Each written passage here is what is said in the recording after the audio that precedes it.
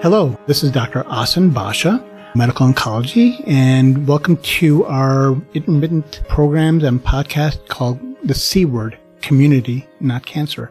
Today's visit is actually going to be very special. It is really going to play into the whole concept of community. I actually have three guests with me today.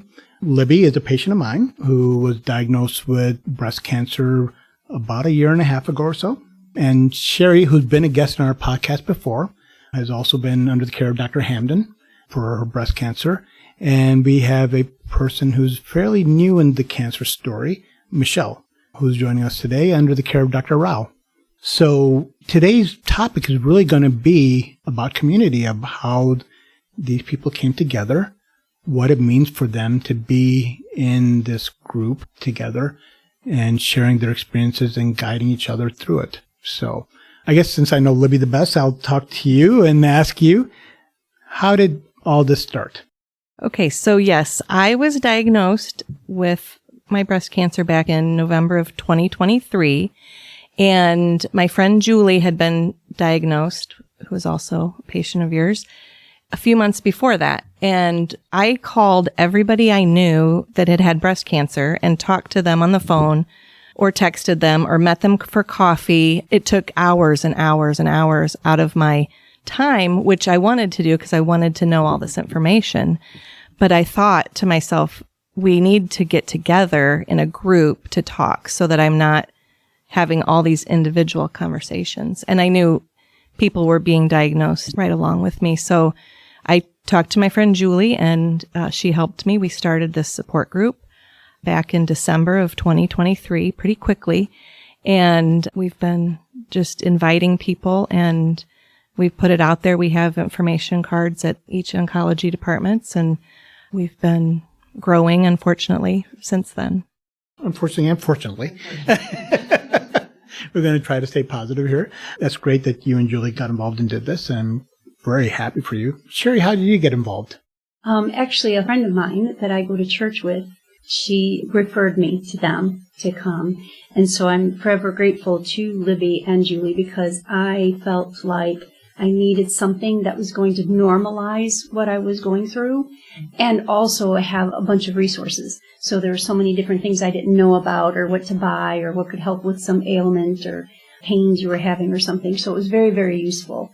And it's very positive. In fact, I was just telling them, my mother-in-law had asked me if I was going to stop going because she thought that we sat and just cried and felt sorry for ourselves. And so it was just going to bring me down, especially now that I am cancer-free. But it's actually a 180 from that. So it's very, very positive, very forward-focused, very health-conscious, and take responsibility for what you can control since so much of it you can't. So that's how I got involved, was through a friend of mine who unfortunately did not make it, but she went several times. She was a part of our group for a long time. And Michelle, how did you get involved in this? Well, you're not actually part of Riverside, so you're from the community, actually. Yeah, I have known Libby for many, many years. Mm-hmm. But as soon as some family and friends had found out that I had cancer, they're all shooting me Libby's phone number. You got to call her. Got to get in touch with her. They have a support group. I mean, I must have had 15 to 20 people send me the support group information. So I reached out to Libby right away. And I'm like, all right, sign me up. I want to come to the support group. And I'm like, but I have so many questions because I was so newly diagnosed and I had so many questions. When you sit down with that diagnosis, you get so much information thrown at you at once. And I was just like in information overload. Mm-hmm. So many questions that, you forget to ask your doctor at the time that you're there. And so it was so helpful. We met for coffee because it was probably 2 or 3 weeks before the next meeting. I think I had missed the one and it was going to be another 3 weeks. So we met for coffee and sat down and I have my list of, when everything's first started. I'm like, here was my journey.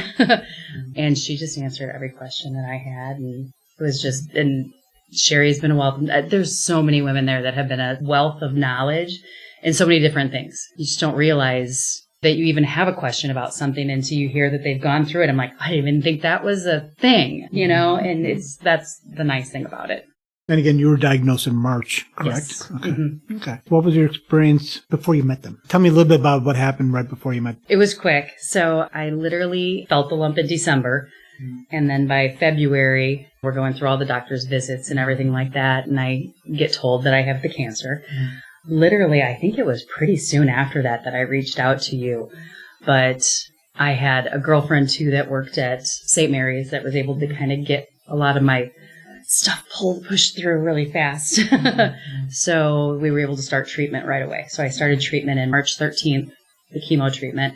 My mass was so large that it had to be reduced. It was like 10 to 12 centimeters large. It was very large. That just came up overnight. It was the craziest thing. And she was triple negative too. Yes. I have triple negative. Yeah. Stage 3+, just because of the size of it. It's in the lymph nodes in the armpit. So, yep. So I have my last chemo treatment August 11th. Oh, excellent. It's coming up. Yes. Very so excited happy for you. So then after that, I'm going to do the double mastectomy, and then I'm going to do radiation. So tell me what a meeting is like with you guys. What happens? Well, like Sheri said, there is some crying every once in a while, but mostly laughter. Mostly Sheri. No, I'm just kidding. Yeah, right. Mostly we laugh a lot. We do. And we all know and believe that being positive is a lot of the battle. And so we try to be positive, and we try to encourage and not give we give information that we know, and we don't ever push anything. That's what we hope to do, is not to push any of our opinions onto anyone, but just give out all the information so that everyone can make decisions, because there's a lot of people going through making a lot of decisions for their treatment. And so our first meeting was December of 2023. So in January of this year of 2025, we kind of slowed down a little bit. We had our group, we were meeting, we didn't have a lot of new people.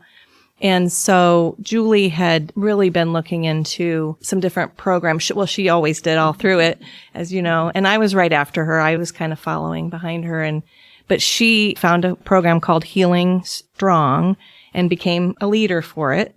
And so now our meetings most of the meetings consist of a component of that. So it deals with eating healthy, supplements, things to avoid, forgiveness, just spirituality, meditation.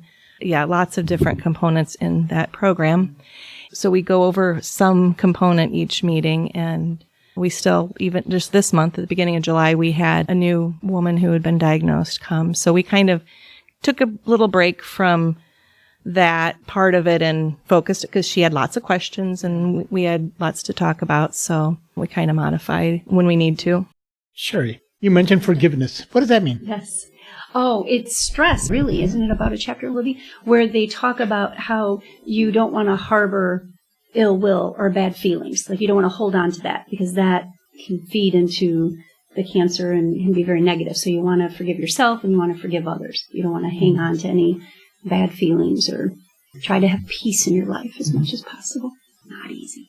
But, yes. Is there a particular tool for forgiveness? For me personally, I would say I do a lot of praying, to be honest with you. Yeah, very much so.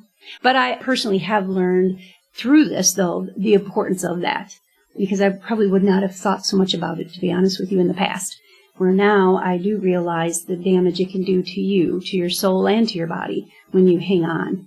So you're forgiving for your own healing, not as much as for them. That's exactly why I asked, because, I've been dealing with cancer now for 25, 28 years, I think. But this is the first time hearing about this actual concept of forgiveness.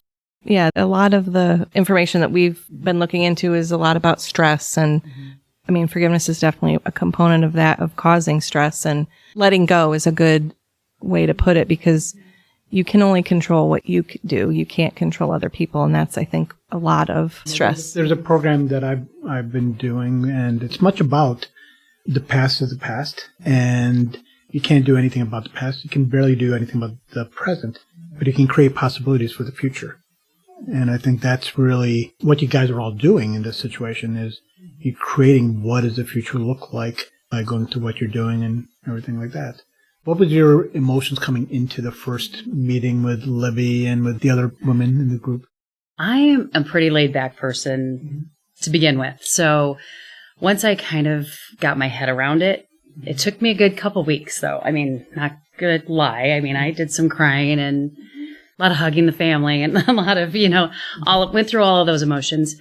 So by the time I went to the first meeting, I think I'd gotten control of my emotions in that sense and just tried to be as positive as possible. I literally had to have a conversation with my husband about don't sweat the small stuff. I mean, if the garbage didn't get out, don't yell at the kids about it. You know what I mean? It's not that big of a deal. Things aren't that big of a deal anymore to me. My priorities changed completely about what was important to me and what isn't important anymore. So, but yeah, I still get teared up about it. It's still hard to talk about because I'm still so much going through it. So yeah, but these guys have been there for every question I've ever had. So it's so amazing. I mean, we're talking from the diagnosis to the staging of what that means and to, the hair loss, that was a big deal for me. Yeah. That was a big deal for me. But her wig looks so cute. Libby gave me this wig, so. But yeah. But Dr. Basha never knew what I was going to look like when I would show up. I had a different wig on every time. Really? Every time? That's both you and Julie. Yeah, Julie too. Julie too. Well, that brings me to another, we need to talk about our men's support group. It's not official, but our husbands, they knew, my husband, Julie's husband knew that it was hard. I mean, they talked to each other because they knew each other and texted a lot. But then as we had new people join us, they reached out. I know your husband was one that they hopefully helped with their conversations, and because it's hard on the support givers and for them too. Caregivers. It is, yeah. Mm-hmm. So they want to fix it. Yeah, they do. It's a natural instinct. So, yeah. Yeah. What emotions run through you when a new patient comes in with a new diagnosis? Well, you know what, to be honest with you, you have a few minutes where you're brought right back to your stage. So on one hand, you're like, those emotions are all rising to the surface again. But then in the next breath, it's almost like, okay, but I made it through that. Like, that's crazy. So then you feel bad for the person because you know exactly what they're feeling and what they're going through, especially if you're dealing with a lot of symptoms. It can be very difficult. So yeah, you're kind of just in that moment, in that one meeting, you could be emotionally all over the place. But at the end of the day, though, it's still very nice to be there together and to share. And when you walk away that night, you feel empowered and you feel good. And I always felt, even for me going through it, when I was in the thick of it, I always felt better leaving that night because you didn't feel alone. You knew you had people who were going through it, about the same time, going through the same thing. So, yeah. I remember one time it made me feel good because we were talking about wigs. And I remember sitting there, I was kind of tearing up because I was ashamed of myself because I thought, and I told Libby and Julie actually, I'm like, how can you guys have all these wigs and have so much fun? Because I thought that was going to be me. And I put the wig on and I'm like at work and I'm itching the thing and I couldn't do it. So like after 2 months, I ditched it and went for a hat. But they were nice enough to explain that I was wearing mine for like 10 hours a day. And they're like, we don't wear them for that long. And I'm like, oh, okay. So give yourself a little grace. Because I was like, what is my problem? Toughen up, sister. So, yeah, just even learning stuff like that. Like, okay, well, then I don't have to beat myself up. Does that make sense then? I still ditched it and went for the hats, but I just couldn't take it anymore. He itched so bad.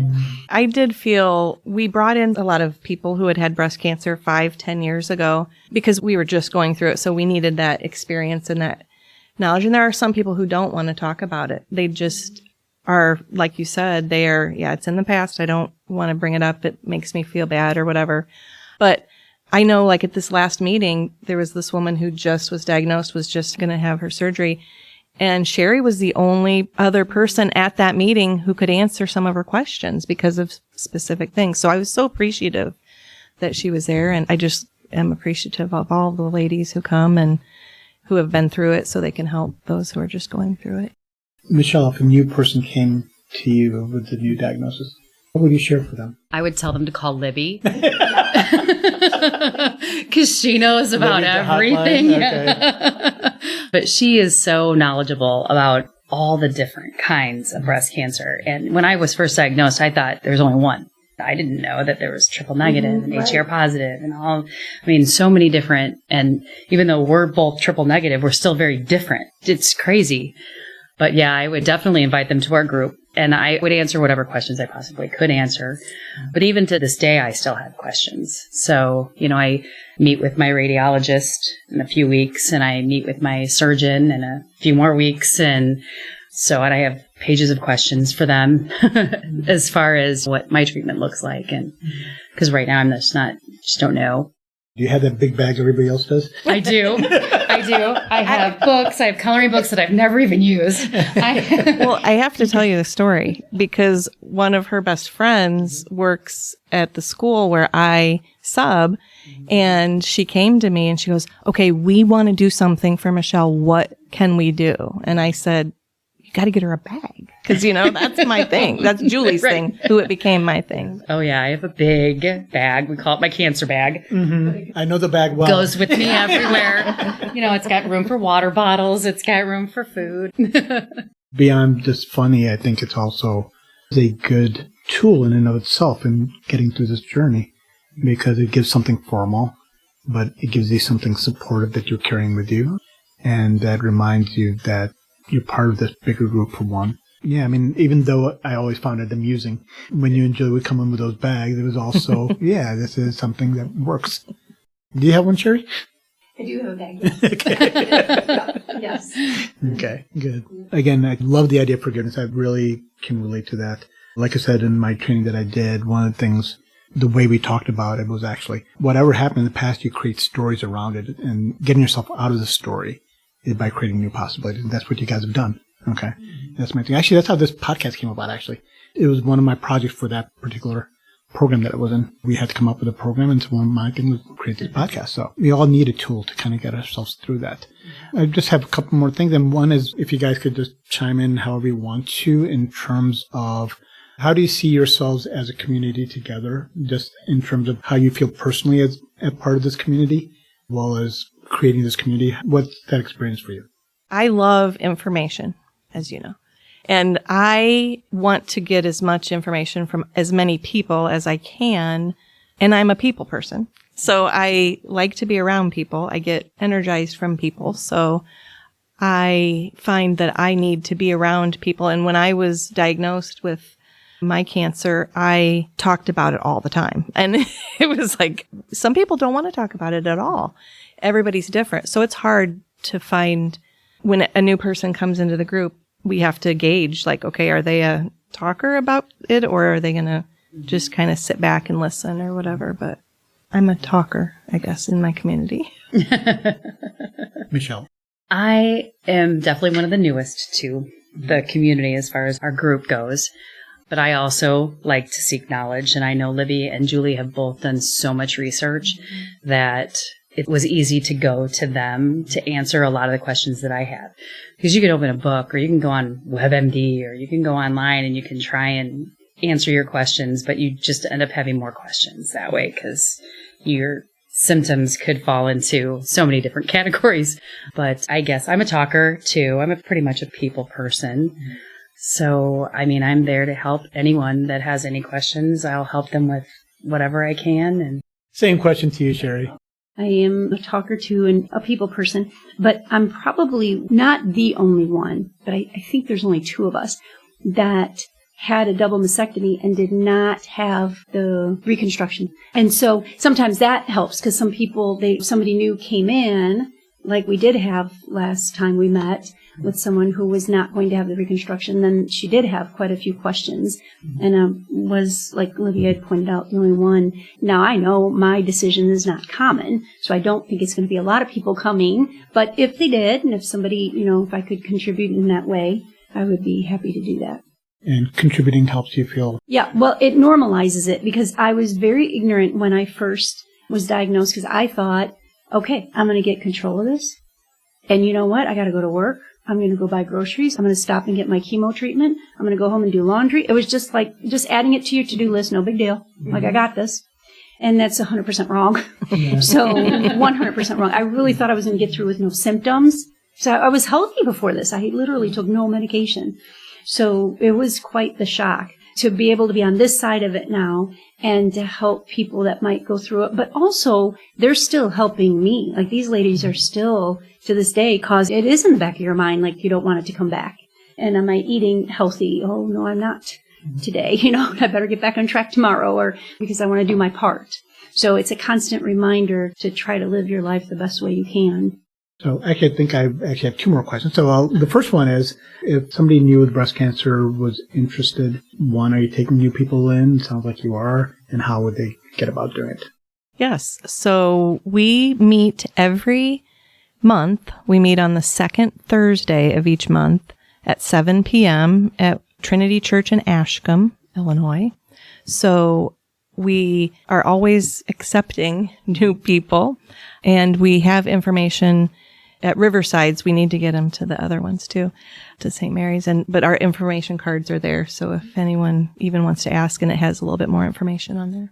I find it really amazing how you guys got together and created this for yourselves, as well as your spouses and other people caring for you. And that's actually really amazing too, for the caregivers. What advice would you have for somebody with a different cancer on how you get things like this started?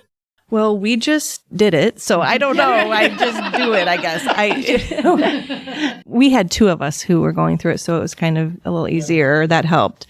But yeah, just do it. So I got to find my talkers in the other cancer groups. Yes. Find a talker and then have them do it. Thank you so much, all of you, Sheri, Michelle, Libby, and to everybody in your group and your spouses for being a part of community, creating community. And thank you to everybody listening to this podcast, The C Word, Community Not Cancer. Please join us again for our next podcast.